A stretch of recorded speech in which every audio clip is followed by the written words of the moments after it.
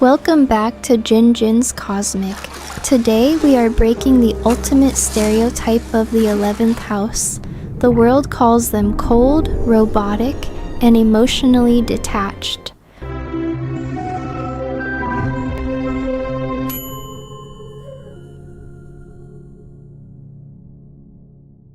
Make no mistake, trying to love an Aquarius using conventional rules is a fast track to emotional heartbreak.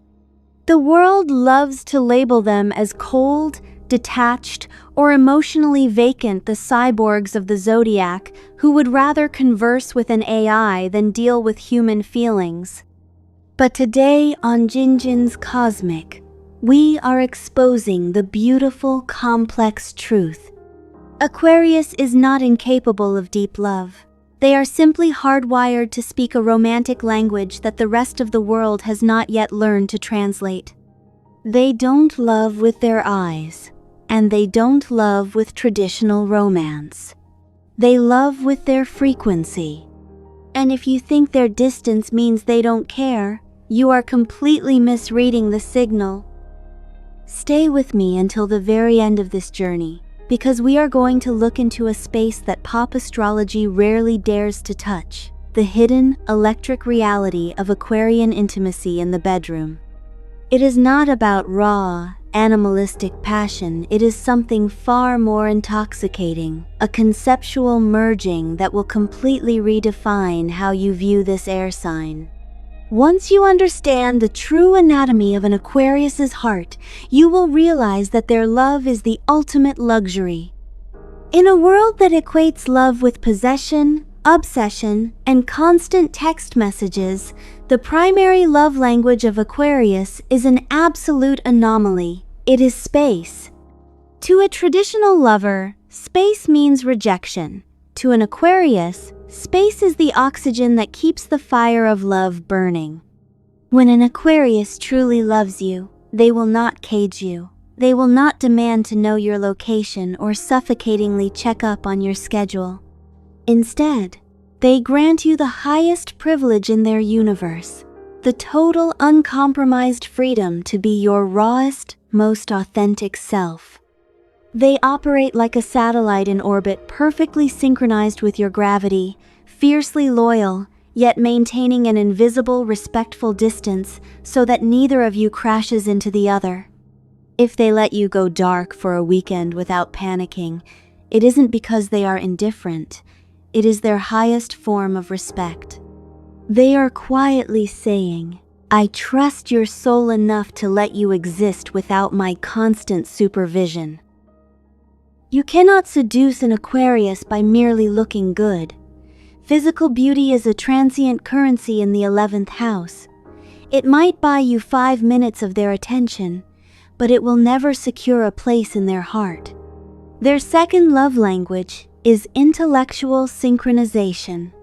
To activate the heart of an Aquarius, you must first challenge their mind. True intimacy for them begins at 2 a.m., sitting on a kitchen counter, tearing apart concepts of quantum physics, philosophy, or the societal matrix. When you can stretch their worldview, when you can introduce a thought that makes their brain fire new synapses, that is their version of foreplay. They are deeply attracted to the architecture of your thoughts. If you can hold an intellectual space with them without getting offended, without collapsing into petty emotional reactions, you have bypassed 90% of their defenses. They don't just want a partner to share a bed with, they want a co-pilot for a mental spaceship. However, because this is Jin's Cosmic, we must look directly into the shadow of this love language. The Aquarian way of loving carries a psychological test that can feel incredibly cruel to the uninitiated. Because they value independence above all else, an Aquarius will often subconsciously push you away just to see if you will collapse without them. They will withdraw into their cave, go silent for days, or act purely analytical. This isn't a petty game of manipulation. It is a system diagnostic test.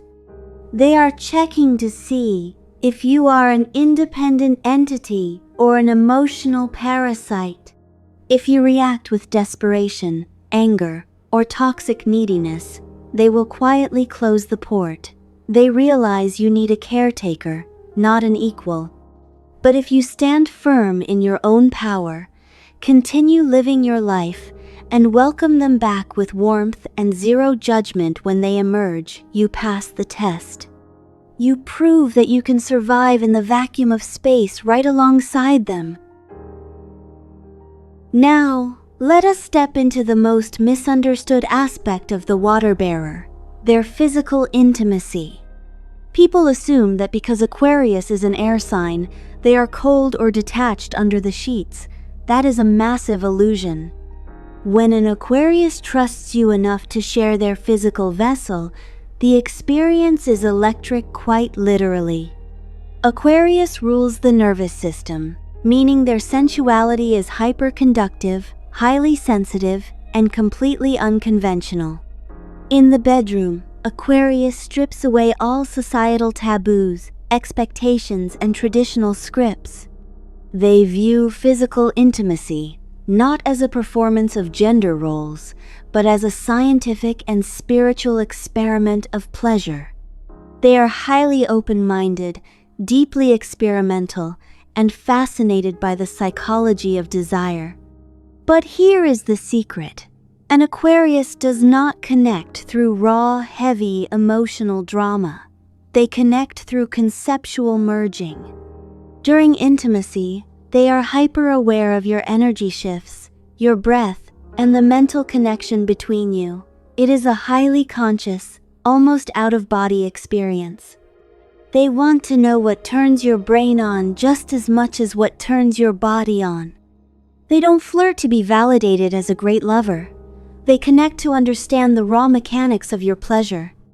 And because they view you without an ounce of judgment, they create a safe space where your deepest, most hidden desires can be safely expressed without shame. They don't just touch your skin, they electrify your nervous system, leaving an energetic residue that makes you feel like every lover after them is living in black and white, while they were living in neon. The final way an Aquarius shows love is through subtle, highly customized acts of service that completely bypass traditional romantic gestures. They won't buy you red roses on Valentine's Day. They find that cliché and intellectually lazy. Instead, their love manifests in the strange, hyper-specific ways they look out for your future. They will secretly spend 5 hours optimizing the software on your laptop so your business runs faster. They will randomly send you an obscure article or a podcast link at midnight with a simple note. "This made me think of you." They will defend your reputation in a room full of people when you aren't even there to hear it. Your safety with them is not loud, performance-based, or dramatic. It is structural. They show love by quietly engineering a better, safer, and more liberated future for you, even if they never take the credit for it. Ultimately, the love language of an Aquarius is an acquired taste. It is for the evolved souls who no longer need to be consumed by another person to feel whole. Aquarius teaches us the highest cosmic truth of the 11th house, that true love is not about two people becoming one chained entity. It is about two independent stars orbiting the exact same center of gravity, shining brighter because the other is free. If you're loved by an Aquarius, stop looking for the standard signs of romance.